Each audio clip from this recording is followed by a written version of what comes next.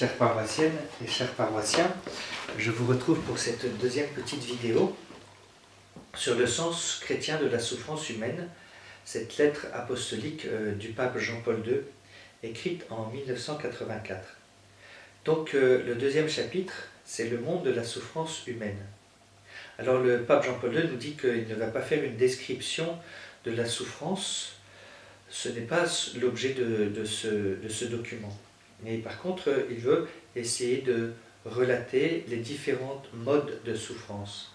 Il nous dit que la médecine, en tant que science, en même temps, est un art de soigner. Donc il y a l'art de la médecine, même si elle est une science exacte. L'homme souffre de diverses manières qui ne sont pas toujours observées par la médecine, même dans ses branches les plus avancées. La souffrance physique, lorsque le corps fait mal, d'une façon ou d'une autre, et la souffrance morale, qui est une douleur de l'âme. C'est très intéressant de voir qu'il parle de douleur de l'âme. Le pape Jean-Paul II parle de cette douleur de l'âme et il appelle ça la souffrance morale. Et il s'agit en effet de la douleur de nature spirituelle et pas seulement d'une nature psychique de la douleur qui accompagne la souffrance physique ou qui est différente de la souffrance physique, qui n'est pas associée à la souffrance physique. Et donc il y a des multiplicités de formes de la souffrance morale. Alors il en cite quelques-unes.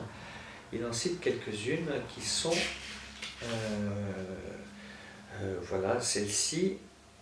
Alors, la tristesse, la déception, l'abattement ou même le désespoir, selon l'intensité de la souffrance et selon sa profondeur, et indirectement selon la structure du sujet qui souffre et sa sensibilité spécifique. C'est ce que nous disions à la première vidéo. Chacun a sa souffrance personnelle. Au sein de ce qui constitue la forme psychologique de la souffrance se trouve toujours une expérience du mal qui entraîne la souffrance de l'homme.